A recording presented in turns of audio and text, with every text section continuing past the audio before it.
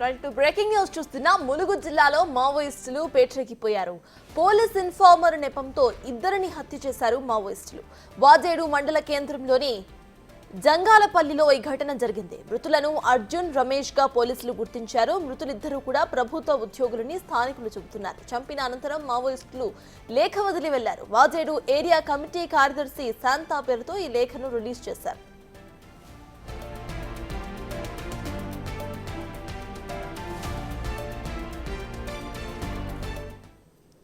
ఇదే అంశంపై పూర్తి డీటెయిల్స్ ను మా ప్రతినిధి వేణు లైవ్ లో అందించడానికి సిద్ధంగా ఉన్నారు. వేణు, చెప్పండి. ఇటు ఇన్ఫార్మర్స్ నెపంతో ఇద్దరిని చంపేసినట్టు తెలుస్తోంది మావోయిస్టులు. అయితే ఇద్దరు కూడా ప్రభుత్వ ఉద్యోగులుగా కూడా తెలుస్తోంది. అసలు నిజంగా చంపింది మావోయిస్టులేనా? ఇంకేమైనా కోణాలు ఉన్నాయా? అప్డేట్స్ ఏంటి?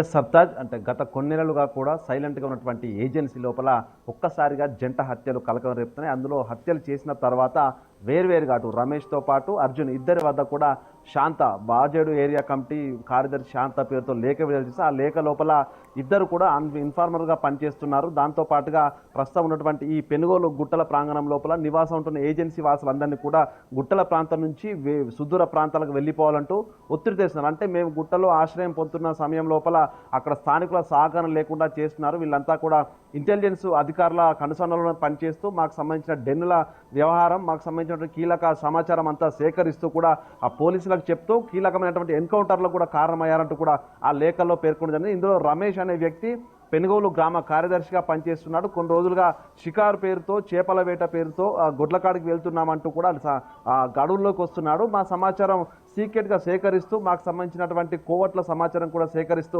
పోలీసులకు ఇవ్వడంతో కూడా మావోయిస్ట్ పార్టీ ఉనికిని లేకుండా చేసే ప్రయత్నాల లోపల ఇంటెలిజెన్స్ అధికారులతో కూడా ఆయన కుమ్మక్కైనటువంటి అంశాన్ని లేఖలో పేర్కొనతో చూసిన మాత్రం ప్రధానంగా వీళ్ళంతా మావోయిస్టులు కావాలని చెప్పి హత్య చేసినట్టుగా తెలుస్తోంది. దాంతోపాటుగా ఈ రెండు వేర్వేరు లేఖలు విడుదల చేయడం కూడా ప్రస్తుతం కొంత సంచలనంగా మారింది. ఎందుకంటే గతంలో ఎప్పుడైనా మావోయిస్టులు ఇన్ఫార్మర్లను హత్య చేసి ఉంటే వారోత్సవాల సందర్భంగా కూడా తమ ఉనికిని చాటుకునేందుకు ఇన్ఫార్మర్ నెపంతో కిడ్నాపులు చేసి హత్యకు పాల్పడేవారు. కానీ ఈసారి అందుకు విరుద్ధంగా ఇంట్లో నిద్రిస్తున్నటువంటి వ్యక్తులను అర్ధరాత్రి 12 గంటల సమయం లోపల హత్యకు పాల్పడడం, దారుణంగా గొడ్డలతో నరికి చంపారు. అయితే ఈ యొక్క అర్జున్ అనే వ్యక్తిని ఇంట్లో నుంచి బయటకు లాక్కొచ్చి రోడ్డుపై అందరూ చూస్తుండగా కూడా నరికి చంపారు. ఇక రమేష్, గ్రామ పంచాయతీ పనిచేస్తున్న కార్యదర్శి పనిచేస్తున్న రమేష్ను నరికే క్రమం లోపల తన భార్య అడ్డు చెప్పడం జరిగింది. వాళ్ళ దగ్గర నుంచి గుడ్డలు లాక్కుంది. అయినా తిరిగి తాను ఉద్యమ ద్రోహి అని చెప్తూనే తిరిగి ఆమె చేతుల నుంచి గుడ్డలు లాక్కుని మరి ఆయనపై తీవ్రంగా దాడి చేయడంతో పూర్తిగా విషమ పరిస్థితిలో ఉండగా హాస్పిటల్ తరచిన మార్గ మధ్యలో మృతి చెందారు. సో ఇద్దరికి కూడా ఇటు రమేష్కు ఒక కూతురు, ఇద్దరు అబ్బాయిలు, మొత్తంగా ముగ్గురు పిల్లలు ఉండగా అర్జున్ కూడా ముగ్గురు అమ్మాయిలు, మొత్తంగా ఆ కుటుంబం అంతా కూడా ప్రస్తుతం అనాథాలుగా మారిన పరిస్థితి. ఇక ఇద్దరు డెడ్ బాయ్లు అయితే ప్రస్తుతం ఏటూరు నాగారం ఏరియా ఆసుపత్రిలో పోస్ట్ మార్టం కోసం ఉంచారు.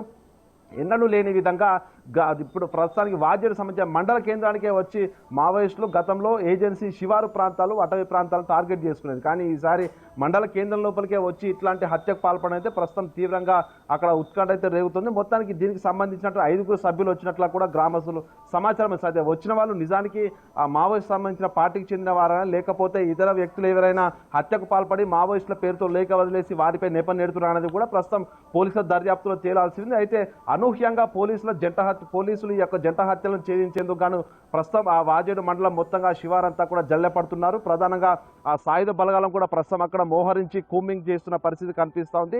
ఏదేమైనా కూడా ఇద్దరికి సంబంధించి ఒక ప్రభుత్వ ఉద్యోగి, తనకు సోదరుడైనటువంటి వ్యక్తి, ఇద్దరిని ఇట్లా హత్యమార్చడం పూర్తిగా ఆ గ్రామంలో అయితే మొత్తం భయానక వాతావరణం అయితే కొనసాగుతుంది. ఇంకా ఏం జరగబోతుంది, నిజంగా మావోయిస్టులు మరోసారి ఆ ఇన్ఫార్మర్లతో ఇద్దరిని హత్య చేసిన తర్వాత గ్రామస్తులపైకి దాడి చేస్తారనే భయంతో కూడా ఎవరు కూడా గ్రామస్తులు మాట్లాడే పరిస్థితి లేదు. సో మొత్తంగా ఈ యొక్క జంట హత్యలతో పోలీస్ యంత్రాంగం, సాయుధ బలగాలు కూడా పూర్తిగా అక్కడ హై అలర్ట్ కొనసాగిస్తున్నాయి. 144 సెక్షన్ విధించి ఆ ఏరియా మొత్తం కూడా ప్రస్తుతం తనిఖీ చేస్తున్న పరిస్థితి. మొత్తంగా దీనికి కారకులు మావోయిస్టులేనా లేదా అని మాత్రం ప్రధానంగా పోలీసుల దర్యాప్తు తెలిసే అవకాశం అయితే ఉంది. సప్తాజ్.